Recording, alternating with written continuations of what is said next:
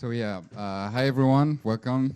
So my name is Florimond. As I've got the great introduction, I just said a few things about myself. So actually I started my career in an American scale-up company in the cloud monitoring space. So spent about a year and a half there. And quite early on I had a realization that there was, let's say, something up with the environment and the way our economies work. And I wanted to figure out what IT could actually do, or what was the place of IT in that problem. So I joined Furnace, where we've been working on Ecodesign software services with digital services with our customers. So I wanted to cover today 5, let's say, guiding principles, because we're going to see some things are more generally applicable. And probably you'll see a lot of interconnections with what has been said in the previous retrospectives. So one question we get a lot with our customers is, well, okay, I've got the basics. I know there's something unsustainable with fossil fueled economies, and IT has a role in this. Where do I start, right? So shameless plug, 2 co-workers of mine actually gave a talk on best practices from the perspective of back-end web development. So that could be an interesting watch to get started on very practical things that again have probably been covered in the last few retrospectives. So today we're going to see more generally applicable principles. So without further ado, let's go to principle number 1, and that is learn the basics. Right? Let's begin from the start. So maybe you've already had some introduction to the generalities from previous talks in this track, but just to recap so we're on the same page. The general, situation, I'm sorry if I'm blunt, that's going to be very quick. The general situation is that there is a general ecological, let's say, predicament, which is that our economies are fundamentally unsustainable because they tend to turn nature into waste. And so you've probably seen this diagram on the left here. It's called planetary boundaries. It's a model from the Stockholm Resilience Center. And there you can see that climate change, which is just there, is only one aspect of let's say, a more general problem. It's a symptom of a more general problem. And well, IT has a role in that because it's got a high dependency on input energy and materials and metals. We've seen over the past 2 years with what you could call a systemic shock from COVID, disruptions and shortages and tensions on supply of microchips, metals, electricity, and maybe if you're working either in manufacturing of devices or in data centers, you've been affected by this. So that's the general picture. Now, in terms of things to know where to start, there is this very key piece of, let's say, information. Generally, we distinguish infrastructure in terms of 3 poles, right? User devices, networks, data centers. That's a useful model.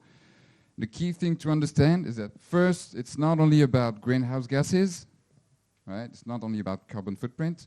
There are many indicators. Primary energy, water consumption, electricity is, well, one aspect in terms of dependency. And then ADP there is abiotic resource depletion. It's how much materials and extraction your system is depending on. And the key thing is that user devices, as was covered just before, is the main driver of impacts.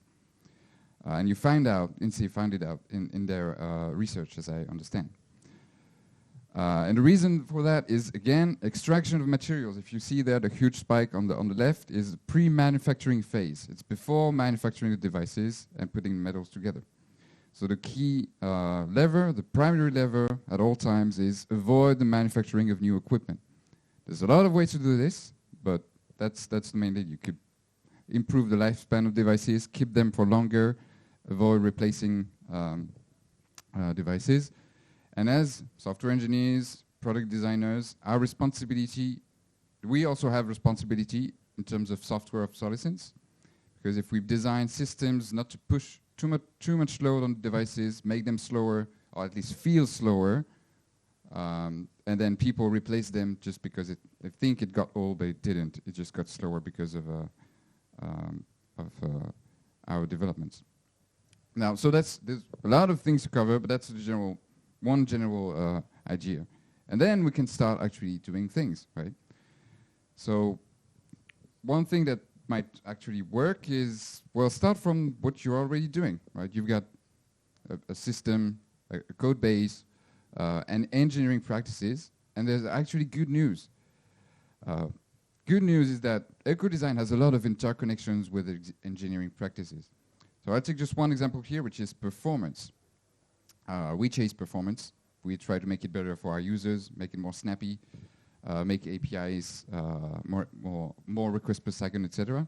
So the definition for performance, 3 things. It's speed, that's one thing.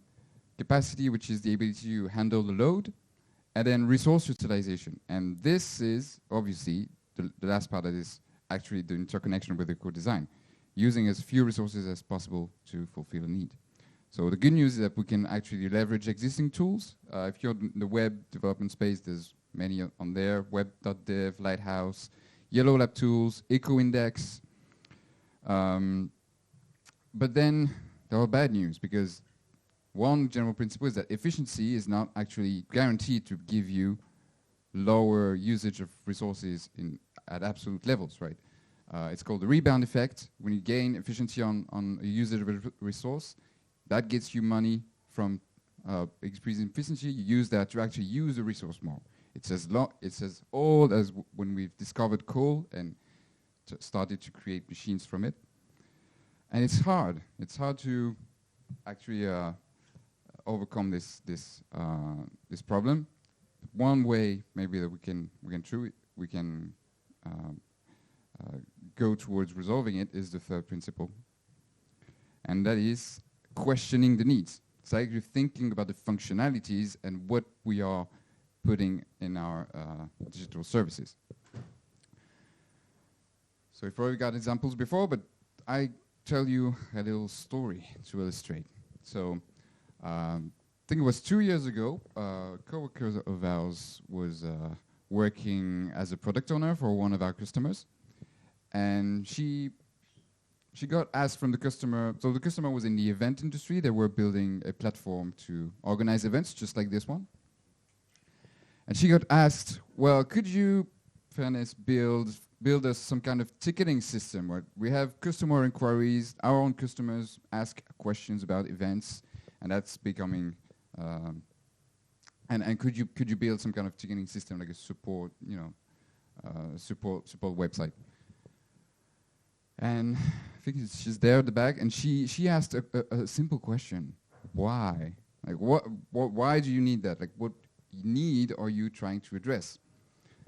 So the funny thing is that actually the customer had only a few handful of inquiries every year for a particular set of events, and it turns out that we were able to suggest another solution. So instead of spending 3 months on building a system, taking time, effort, and money, and then also resources for code that would actually be used only by 0.0% of the users, we said, okay, well, let's go old school and put in place a phone line, like a hotline, like a phone number that the people going at the conference could actually call if they really had questions.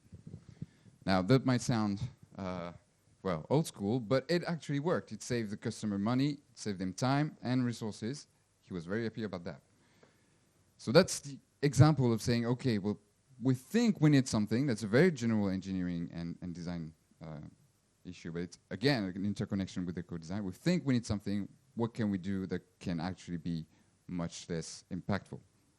And the key aspect was that it was only possible because we were able, well, she was able to get users, designers, UX designers, product managers, and developers around the table say, okay, what if we put in place a phone line? Is that, well, low tech in a way, but does that work? And it did, right?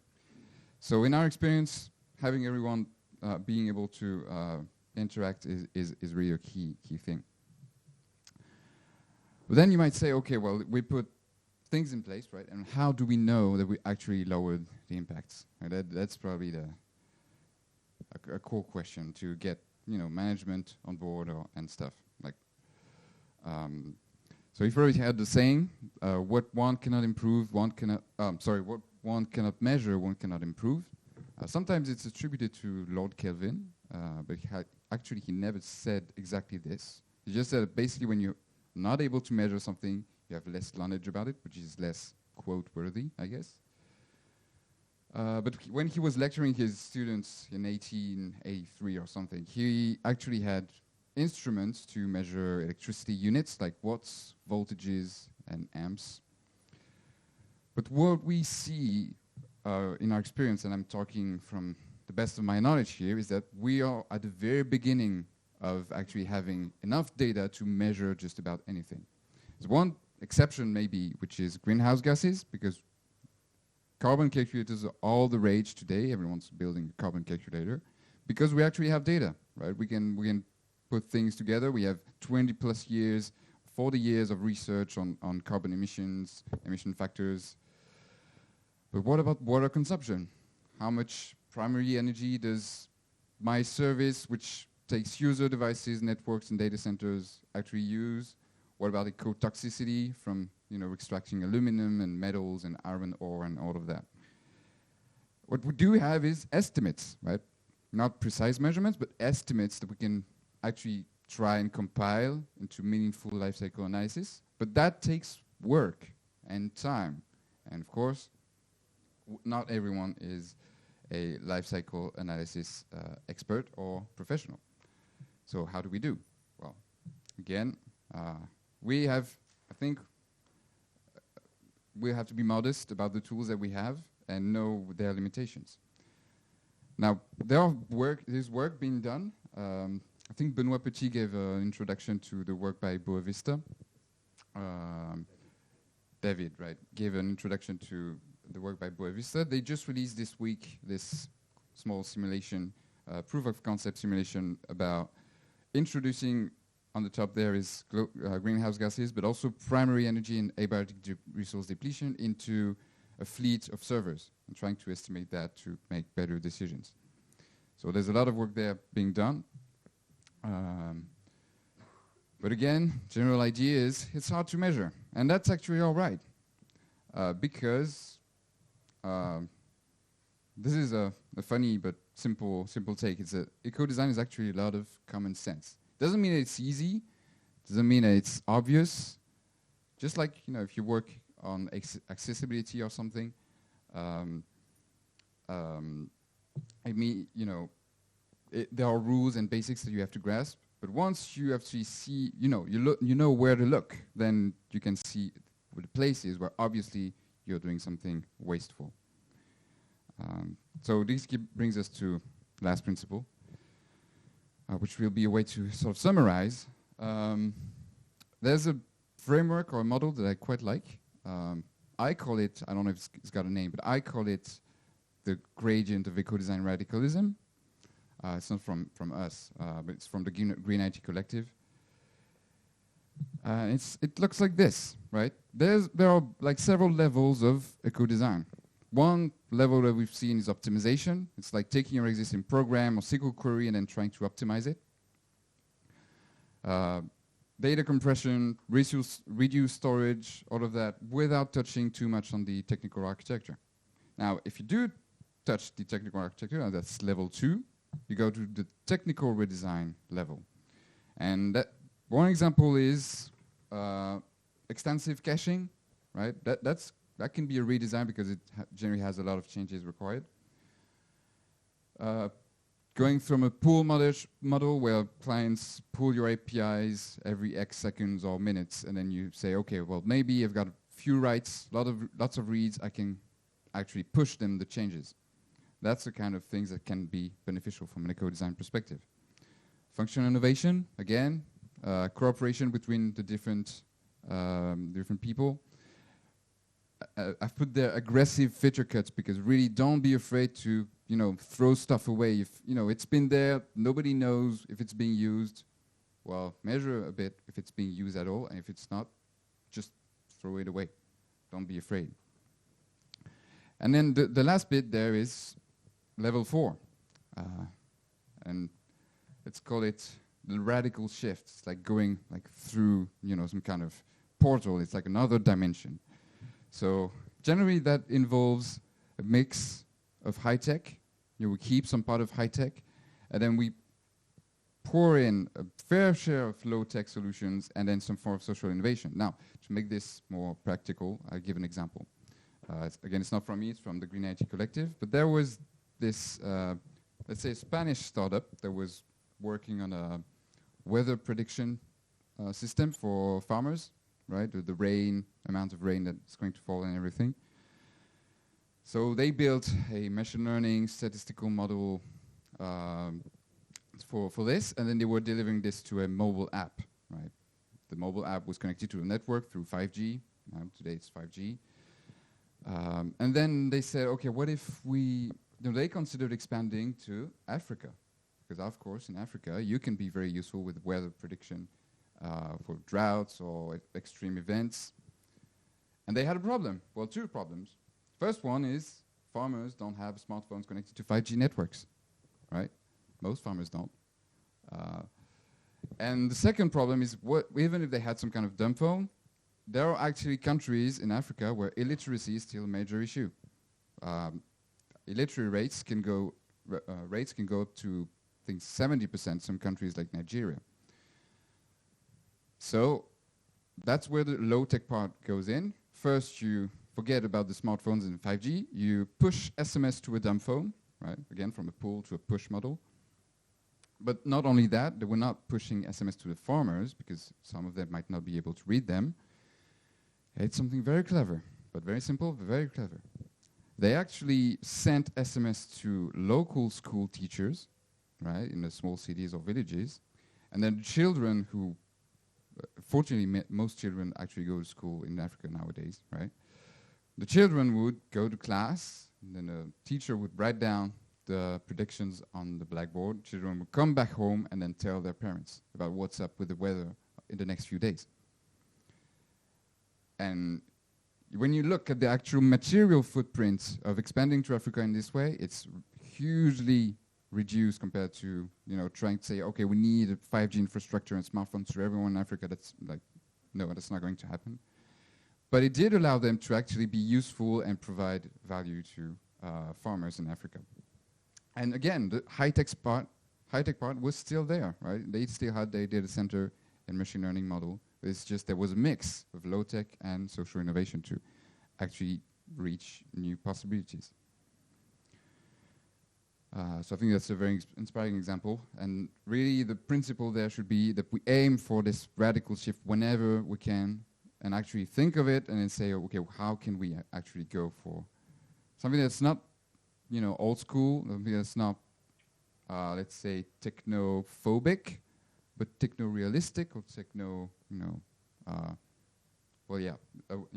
So in the goal of reducing impacts and providing value. Now, well, that's about it. There was hopefully these 5 principles can help you guide your action and thinking and the way you put in place Ecodesign, your organizations and systems.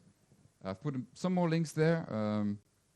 Well, there's ISO 40006, which has replaced the previous norms on Ecodesign in digital systems. Some more reports, lists of resources and tools. And with that, thank you very much.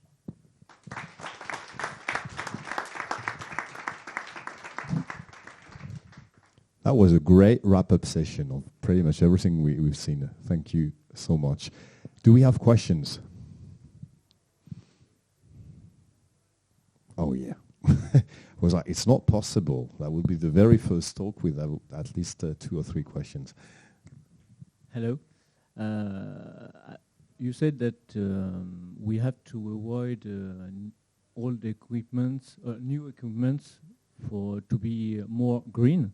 But don't you think that sometimes new equipment can be more green than old equipment? And what is your point of view concerning 5G network? Okay, so 2 questions there.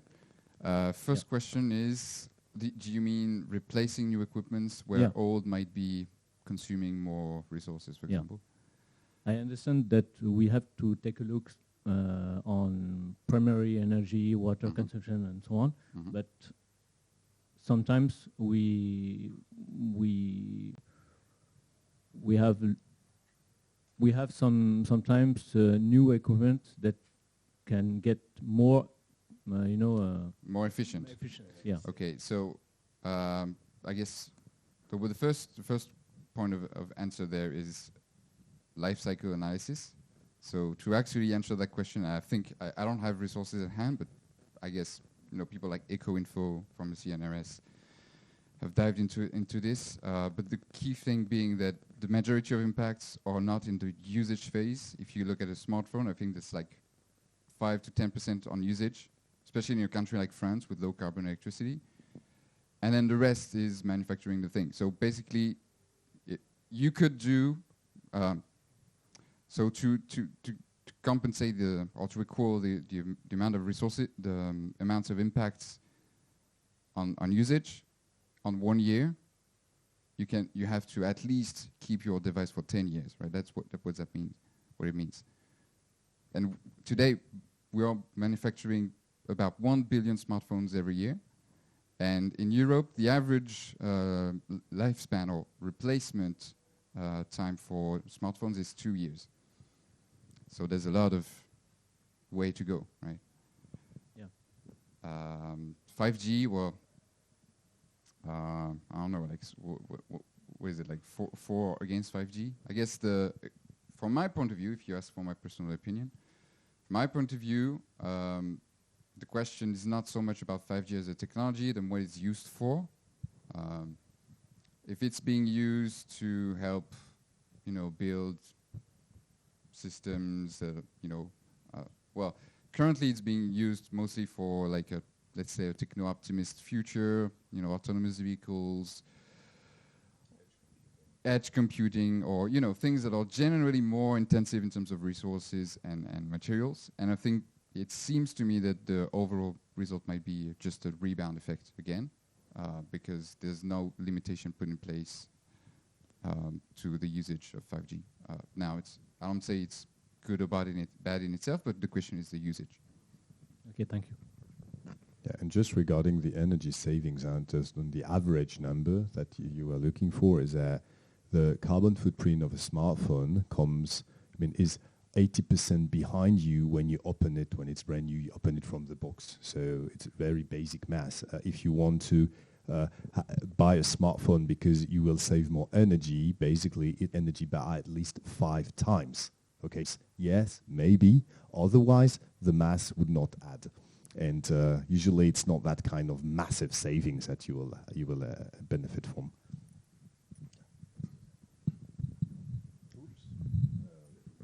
Thank you for the presentation. I'd like to help my clients to question their needs. Can you give us some tips, some other tips for that, please? Well, it's a difficult question because general needs are related to features, functionality, and business strategies. Okay. So there's like one aspect to questioning the needs is on the actual functionality on, say, a website or an API. As I said, purely wasteful things that are put in place and not being used. That's an obvious first step. Second is, but it's always a case-by-case example, so I don't know if I can think of another example there. But it would be, the phone line example is I hope, interesting. Can I? If you have ideas, Yeah, yes. I think one of the key questions is just make sure that you're aligned with the need of your users.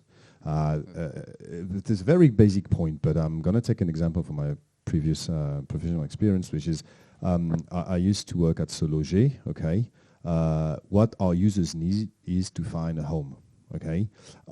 So the money Sologer should make, it should be aligned with helping people to find a home.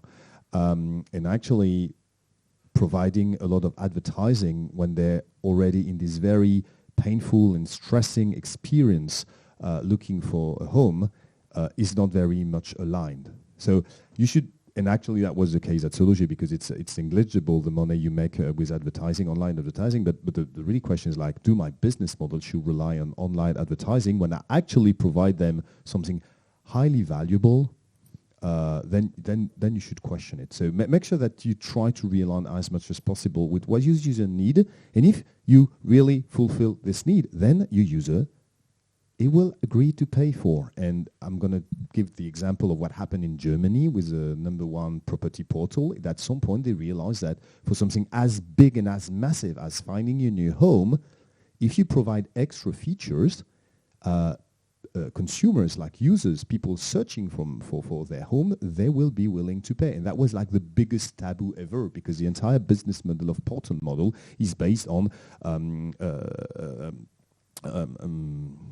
not merchants, sorry, but real estate agents pay for everything, and of course the users, they expect everything to be free. But actually that's not the case. If you really help them to find their home, I mean, regarding the money, even if for rent, you know, if the crazy rent that you can find in big cities, they will go for extra money if the value is there.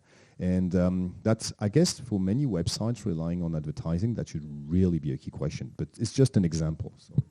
Yeah, just one extra idea that came to my mind just now as you were talking is in the actual practice of eco-design, there is the first step generally is to define what we call a functional unit. That's exactly what you were saying. What our users are actually trying to achieve. So if I take an example, let's say you're a train company where you have a website to book tickets, and maybe that train company happens to be SNCF with SNCF Connect, right? What people are trying to do, just like, you know, finding homes, is book a train ticket.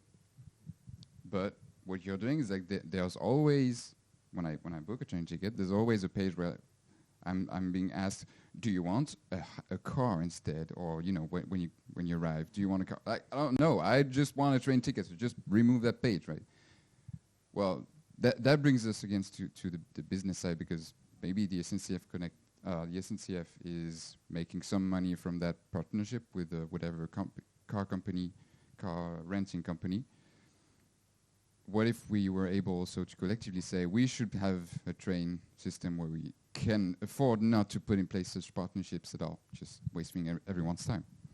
So there are also political implications to this that might generally... but business as well. Because if you get bounce back, you know, this time I will not quote the company. This is not Sology, this is another one. But you know, sometimes you don't run that smart cost accounting within your company. I mean, when you reach a certain size, well, you can tweak the figures pretty much the way you want. And it happens, once again, in another big company that advertising is the next bonanza, you know, data is the new oil and all that fuss. So we want to have like our own advertising platform, becoming our own broker, you know, advertising broker. And we will make money, we will make millions, etc., etc. And at some point, when some nasty CPO, she started to ask the true question of, but what is the true business model? So I look, all these millions, and the entry cost is super low, etc. It's like, well, not actually, because how many people are you dedicated from the marketing team to build this new product? And actually, what is the image also for the brand, etc., etc. It happens that sometimes when you run true cost accounting, when it's connected to advertising, the benefits is not that high. And I'm not saying that we should lay off people in marketing department doing online advertising systematically, but we should question like running true cost accounting across this kind of advertising example. This is a splendid example, because most of the time, if you really do the hard work, you don't earn that much money. Don't get me wrong, you might earn money, but you don't earn that much money. And if it harms your brand, and if it harms your employer branding, your commercial brand, if it slows you down regarding agility, if it make your code harder to maintain, That's also big blockers that you should envision before like rushing for fast and cheap money. Not cheap money, but fast, allegedly fast money to be made. Sorry, I'm rambling. Any one last question? Yeah, we've got. Yeah, cool. And this was you answer it. Yeah, you said at some point that software nowadays is kind of just written and nobody cares about the old devices anymore. How do you convince, I don't know, management, I guess, that it's important to spend more time in writing efficient code for older devices, so to be more sustainable, so to speak? How do you convince management? I mean, at Furnace we don't have management, so I don't ask myself that question anymore. Get rid of management.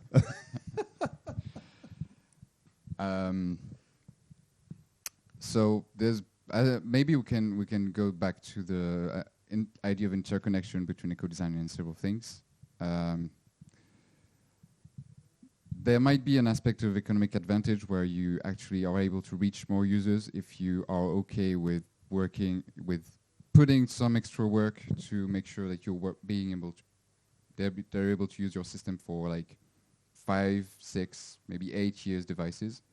So that has practical implications in terms of technical implementation, APIs that you use, browser support if you're in the web space, and the amount of computations that you do. So yeah, more user reach might be an easy point. Maybe you've got. I mean, let's take an example which is not IT. So I'm sorry for the non-French in the room, but you've got a big supermarket brand in France called Leclerc. And the brand, the narrative these last years has been the champion for low-income people. It's basically, we are the one taking care of your purchasing power. And they really like, all the time, the way they communicate is like, it's a bit like, we are on your side. And so it's just an example, but actually it's an example that I have with a client, but I cannot name it because I'm under NDA, but is that if you actually happens to have a significant size of your market share, which is with low income or average income people, maybe it's time to switch the narrative a bit. Like, we don't give, pardon my French, a shit about having a new feature on iPhone 14, because my customers, a lot of my customers, they do not have. They might dream about iPhone 14, but they do not have it. So maybe I can shift a bit the narrative here and start telling, actually, we are on your side, because whatever smartphone you will use, you will be able to enjoy the best possible service, whatever the device. And please invest your money in somewhere else, like education or health or whatever. So that could be like, on the marketing side and the communication side, that could be an advantage as well. The second was like, I interviewed recently someone say there is a great news about climate change, etc. It has become a true liability, a risk that companies they need to manage, and managers and leaders, this is a language they can understand. So it's a good news, like SEC in the US or the European Parliament now, they passed law about Scope 3, etc. because now this is the risk, and you know how to process risk management. So I'm sorry to say so, and I'm ready to bet a bottle of champagne that within the next 5 years, the warranty of smartphone sold across Europe will increase dramatically. I mean, I'm pretty convinced that because of a joint pressure from NGO and the military, and I really mean the military, we will have pretty soon a law saying that a smartphone in Europe must have a 5 years warranty or something like that. And in that case, it means that most of the software company and most of the software pipelines, they're not ready at all for that. So it's also a question of anticipating what is going on, and that is beautifully explained. Thanks for all the reminder regarding this abiotic depletion. It's not something intangible. I mean, the military guys, they freak out because basically they're nice toys, they will not be able to fly any plane or send any missiles at some point because they will be too much dependent on the rare earths from China, etc. And it's already happening. So my point is, there are a lot of people, and I'd rather have like more the NGO, right to repair, etc., winning this battle. But you've got the allies, you've got also like in the cybersecurity space or in the military, there are a lot of people starting to get crazy concerned about the lack of reliability and resiliency of our defense system as well. So that could be like a third example. Yeah, send them there was a report from I think Deutsche Bank, which was called 2030 is, I think they call it the age of disorder, right? That might shake out management just a bit.